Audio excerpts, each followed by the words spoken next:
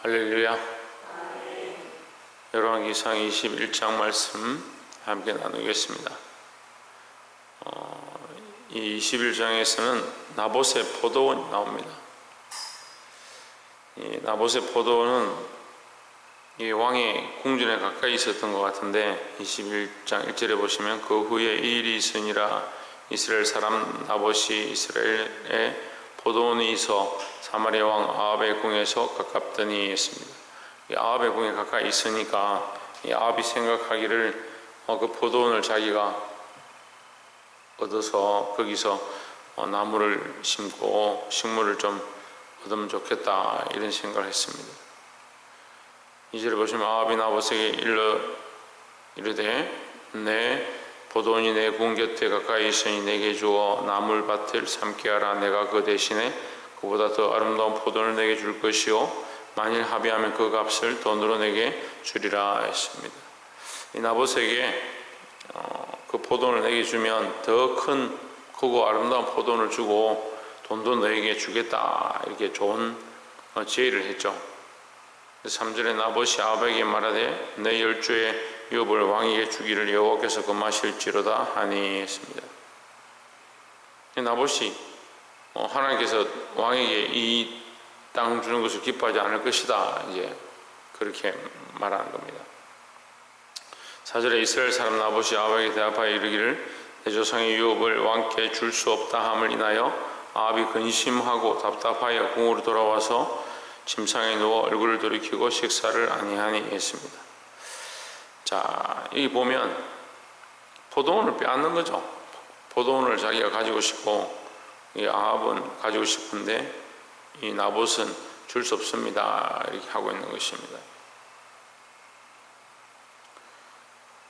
이 나봇에게 그 땅은 자기 조상의 유업이다 이렇게 얘기하고 있습니다. 자, 우리가 물론 믿음으로 사는 가정들도 있고 믿음으로 살지 못하는 가정도 있지만 믿음의 유업이라고 하는 겁니다. 우리가 믿음을 이어받았으면 그 믿음을 잘 지켜야 하는 겁니다.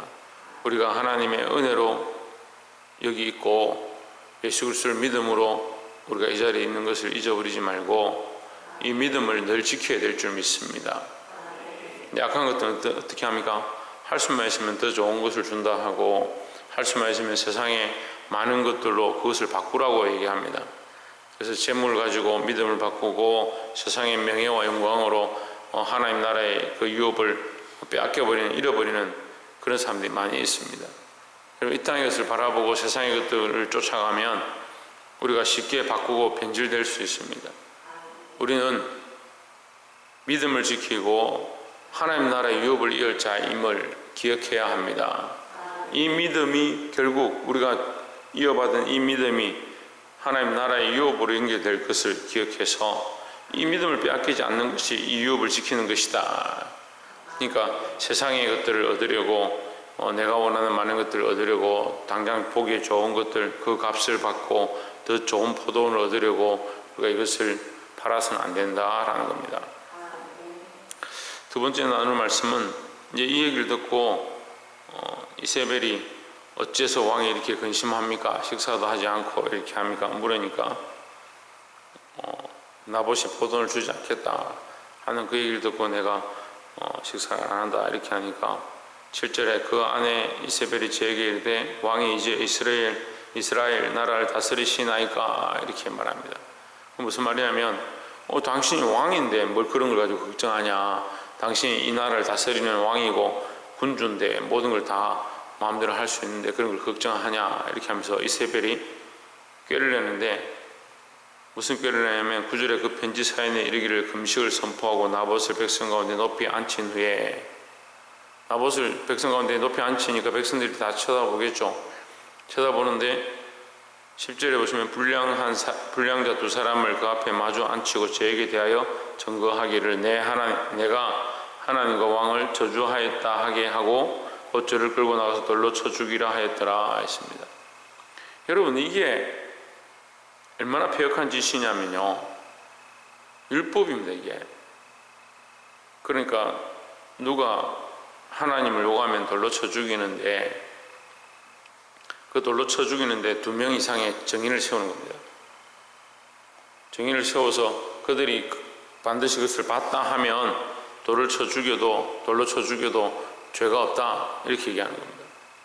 재판하는 방식인 거죠. 그럼 이세벨은 뭘 하고 있냐면 하나님 말씀을 끌고 와가지고 자기한테 필요한 대로 쓰는 겁니다. 이세벨이 하나님 안 섬기죠? 바알과 아세라를 섬기고 있잖아요. 근데 지금 자기를 위해서 이거 하나님 말씀을 가지고 와가지고 좋은 부분, 자기한테 유익한 부분을 갖다가 쓰는 거예요.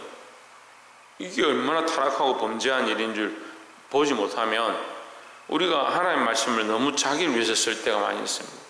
자기 편안한 것을 위해서, 자기 유익을 위해서 하나님 말씀을 갖다 붙이는 거예요. 여기도 붙이고 저기도 붙이고. 그래서 자기한테 유리하면 하나님 이런 말씀하셨는데 하나님 이게 이렇게 율법 아니냐, 그렇게 쓸 수가 있습니다. 여러분 조심해야 합니다. 하나님 말씀은요, 우리가 항상 성령에 이끌리는 대로 성령께서 기뻐하시는 대로 사용해야 되지, 똑같은 말씀이고 똑같은 일이라 할지라도 내가 내 욕심에 이끌리고 나의 목적을 위해서 쓰면 그것은 잘못되어질 수 있다라는 거죠.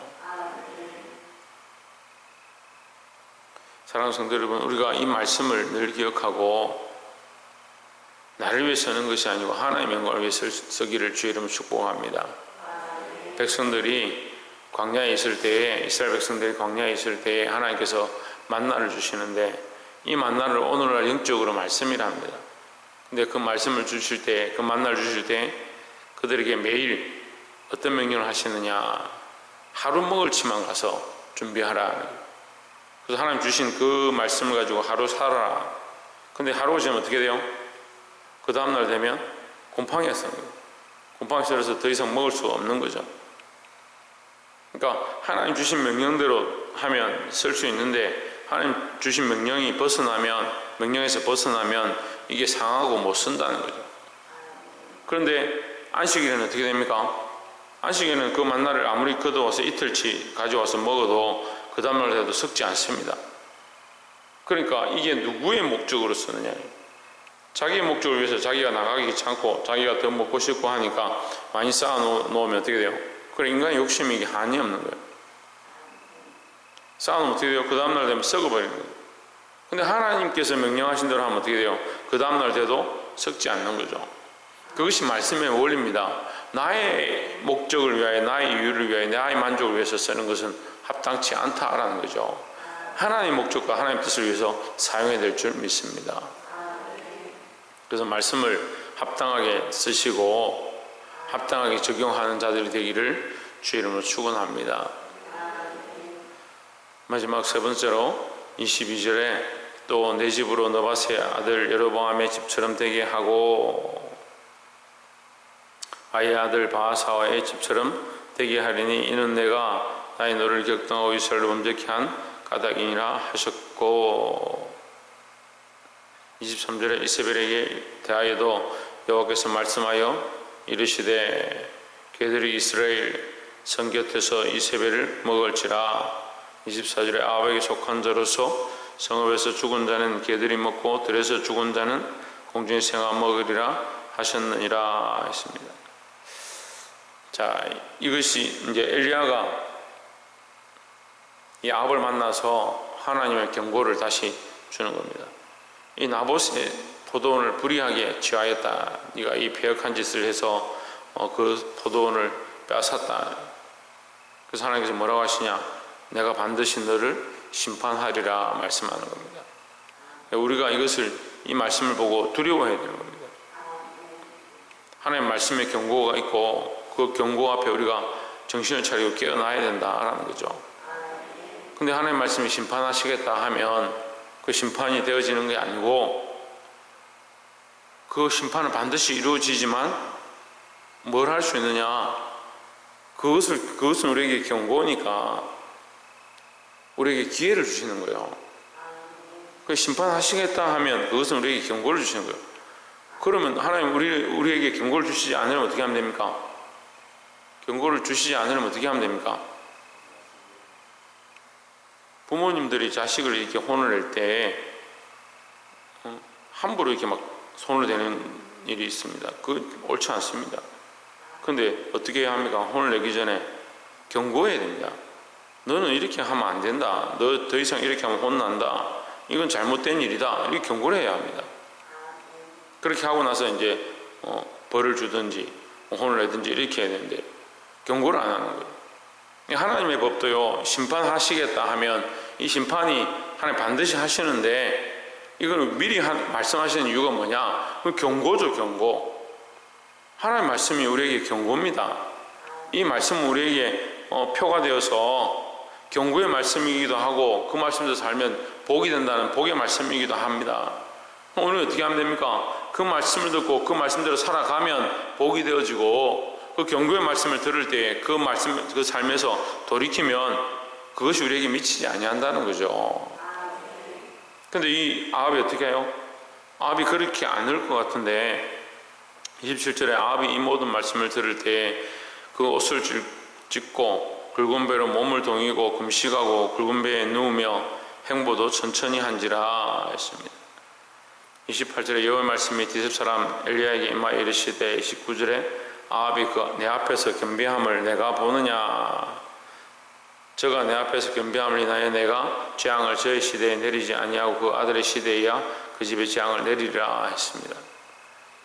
자, 이 말씀이 심판하겠다 했으면 심판을 해야 되는데 뭐라고 합니까? 내가 기다리겠다. 내가 그 다음으로 넘기겠다. 이게 하나님 말씀의 경고는 우리가 그 경고를 받고 하나님 앞에 회개하고 돌이키면 그 매가 감해지는 것처럼 하나님 말씀의 경고는, 이게 심판은 경고입니다. 경고. 그러니까 우리가 그 말씀을 듣고 정신을 차려야 된다는 거죠. 그러니까 하나님 말씀은 딱 두 가지로 되어 있습니다. 축복과 저주로 되어 있는데 축복을 무조건 주는 것도 아니고 저주를 무조건 주는 것도 아니에요. 가르쳐 주시는 거죠. 축복이 있다라고 가르쳐 주고, 그래서 성 위에서 올라가서 산 위에 올라가서 외치는 자들은 뭘 하느냐? 이 축복을 외치는 거고요. 선지자들은 길거리로 다니면서 거리 사이에서 뭘 외치냐? 이 저주를 외치는 겁니다. 이 축복을 무조건 주는 것도 아니고 저주를 무조건 주는 것도 아니고 축복이 있다, 저주가 있다, 이것은 뭐냐? 미리 가르쳐 주시는 거예요. 우리가 예수 그리스도를 믿고 믿음으로 살고 말씀 안에 있으면 하나님 주신 이 유혹과 축복을 받을 것이고, 그렇지 않으면 이 저주를 받게 될 건데 우리가 이것을 잊어버리지 않고 정신을 차려야 된다는 겁니다. 내 때에 정신을 차리고 내 다음 세대도 말씀을 흘려보내서 믿음의 유업들을 연결해서 저와 여러분의 가정이 늘 믿음 안에 서 있고 하나님 주시는 축복을 받는 그런 귀한 가정, 그런 삶이 되어지기를 주의 이름으로 축복합니다. 기도하겠습니다.